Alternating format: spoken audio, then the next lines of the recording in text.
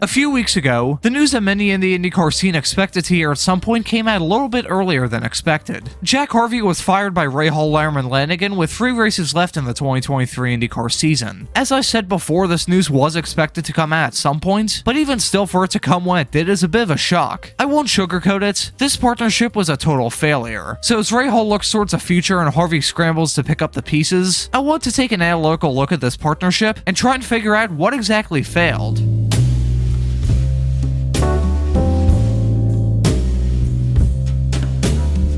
It all started on October 11th, 2021, when it was announced that Harvey would depart his longtime home of Meyershank Racing to move on to the greener pastures of Rahal Lerman-Lanigan Racing. At the time, it looked like a good move. Rahal just won the Indy 500 in 2020 with Takuma Sato, and we're off the back of a good year with the 2 full-time cars of Sato and Rahal, along with the promise of the number 45 program. Harvey, who had been with the team for a little while, were now going to help support the number 45 car full-time, the car that Harvey was tapped to drive. Joining him with the team in 2022 would be Graham Rahal and fellow new hire Christian Lundgaard.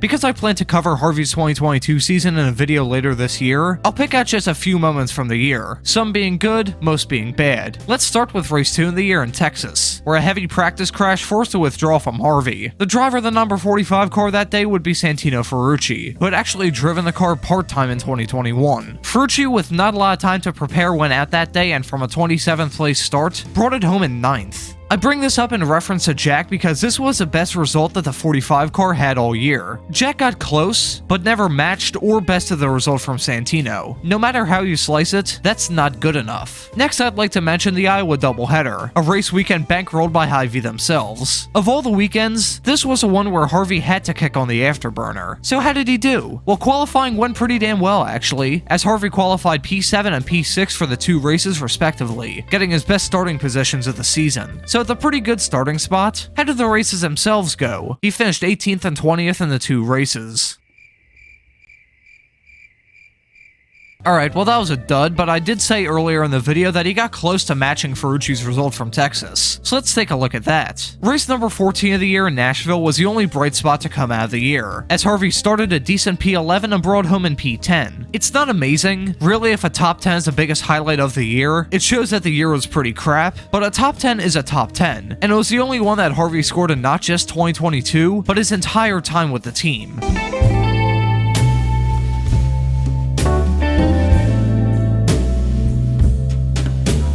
2023 was even worse, with Harvey's best result being a 13th place run at Long Beach. Besides that and a 4th place qualifying result from the first Indy road course race, this past season was full of bad moments. This all culminated on August 16th, 2023, when it was announced that Harvey had been given the boot by Rahal. Now it's early September. The season hasn't ended yet, but Harvey is on the sidelines picking up the pieces. As far as I'm concerned, there's not a snowball's chance in hell of Harvey finding a full-time drive in IndyCar next year. And to be brutally honest, I have my doubts that he'll find any kind of IndyCar drive next season. Usually the only time you see a one-off in the IndyCar season is at the Indy 500. But would anyone want to hire a guy who just barely skated into the race last year? Yeah, that's what I thought. Harvey's stock as a driver has gone from somewhat high to pretty much non-existent. And with a lot of drivers trying to get into the series, I don't think Harvey will ever return. Now, a few sentences ago, I briefly mentioned Harvey's stock as a driver falling, but I want to take a closer look at that because I don't think Jack is at 100% fault for that.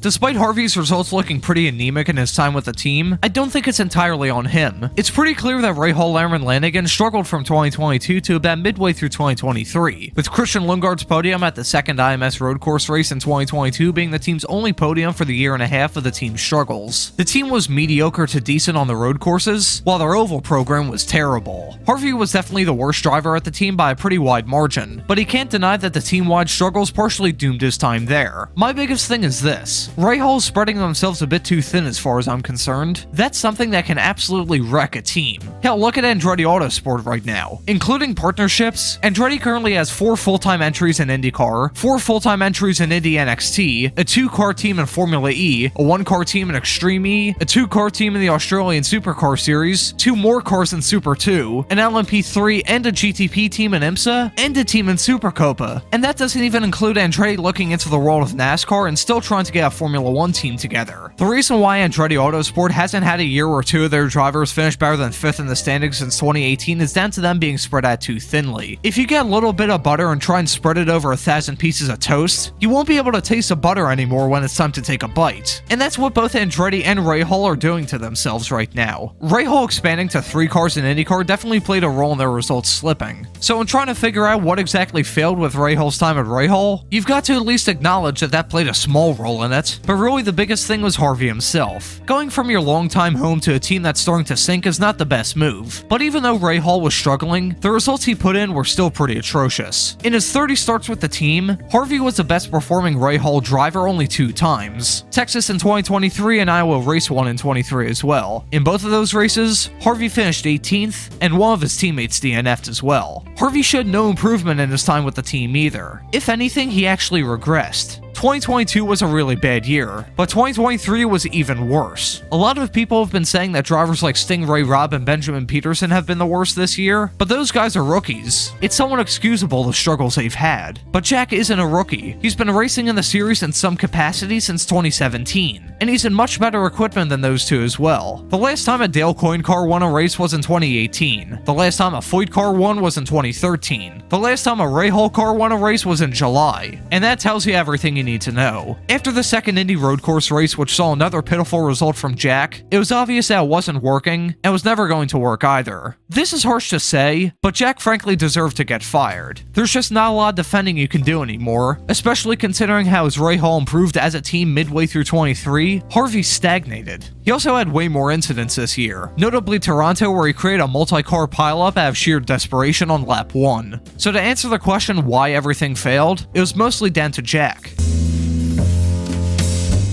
This whole situation is frustrating and honestly sad to look at, because as I said before, unless he gets a major lifeline, I doubt Harvey will ever race an IndyCar again. It's not like he's a young guy either. Harvey is 30, which is on the older end of driver ages. He had his chance in the series, it just didn't work out. Now there's younger drivers with higher ceilings that teams will look to hire before Jack, and it's for that reason and many more that I think that this was it. Really, the only chance he has next year is with Dale Coyne, but that's heavily reliant on if he can find sponsorship to bring with him. Some may point to his former home of Meyer Shank, but I doubt Meyer Shank would want him back after he left the team in the manner he did. So Jack Harvey's IndyCar options next year could be described as anything from limited to non-existent. I hope you enjoyed this more analytical look into a topic. This was fun to make, allowed me to let my hair loose, go a little bit off topic, and give my thoughts on a situation that I'd usually just tweet about or talk about in private. I'd also love to hear what y'all think about Harvey's time with the team as well. So leave a comment down below and let's get a discussion going. Thank you all for watching, and have a great afternoon.